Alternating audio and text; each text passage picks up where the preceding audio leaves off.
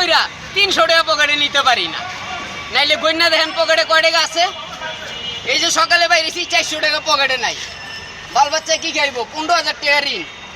15,000 টাকা ঋণ এই ছাত্ররা যেদিন এই দেশে আইছে ক্ষমতায়, এরপরে তো 15,000 টাকা ঋণ। আনাইলে আমার পুরো লাইফ কাটাইছি ঢাকা শহর, কোনোদিন ঋণ আসিলাম না। এই ছাত্ররা আওয়ার পর আর রিনু সরকার আওয়ার পর 15,000 টাকা ঋণ হয়েছে। আমি নিজে 15,000 টাকা ঋণ। আমার চেয়ে তো আরো কত নিরহ লোক আছে। এর লিগে আমি বারবার বলতেছি একটাই, বারবার দরকার এই শেখ হাসিনা সরকার। এই দেশে একমাত্র শেখ হাসিনাই পারে সুন্দর মতন চালাইতে, এছাড়া আর কেউই পারবো না।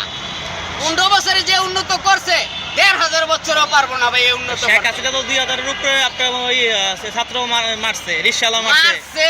এটির বিচার হইব, এটির বিচার আল্লাহ আছে। আল্লাহ ছাড়া কেউই পারবো না বিচার করতে। বাংলাদেশে আইন আছে না?